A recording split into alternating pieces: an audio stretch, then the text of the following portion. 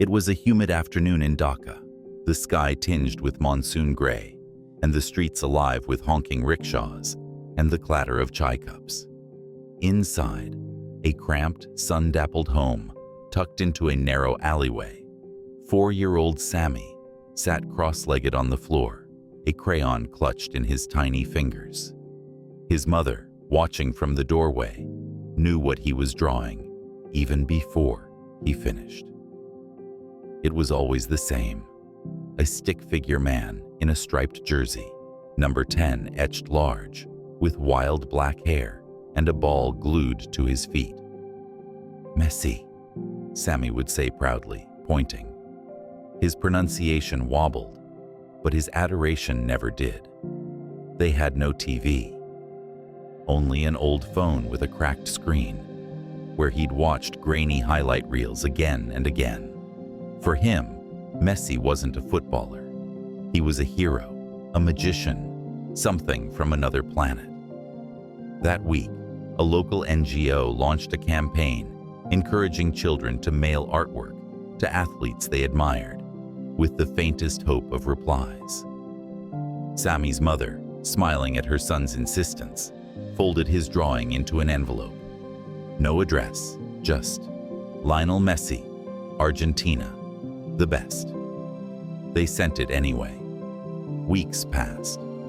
The drawing, everyone assumed, was lost in the sea of mail the football world never sees. But in Miami, a staff member in Messi's camp spotted the envelope. Its crude lettering, the innocent heart drawn in the corner. Something about it lingered.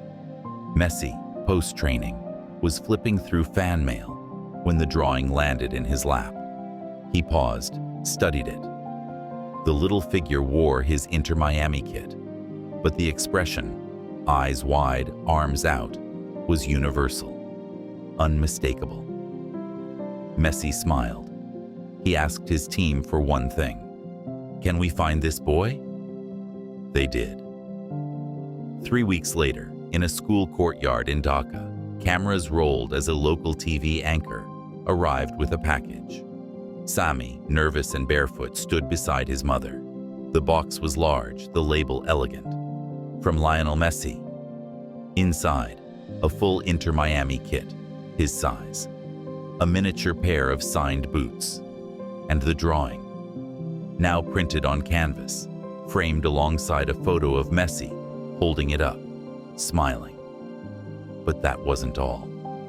A pre-recorded video played on a small TV the NGO had borrowed. Messi appeared, seated casually, speaking slowly in Spanish, with subtitles below. "Hola, Sami. I got your drawing. It's beautiful. You made me smile on a day I really needed it. So here's something for you. And maybe one day, we meet, and you show me how you play." Tears welled in his mother's eyes. Sami grinned, bouncing in place. "He talked to me. Messi talked to me." The clip swept across social media. "Messi replies to Bangladeshi toddler," went the headlines. News stations in Argentina aired it. Commentators in London praised it. But in Dhaka, none of that mattered. For one small boy, the world had just tilted in his direction. A week later, Messi posted the drawing on his official page. No caption, just a red heart. And in that quiet, understated gesture, the line between football and magic blurred once again. Not with goals or trophies, but with crayons, kindness, and a boy who dared to send his dream into the world.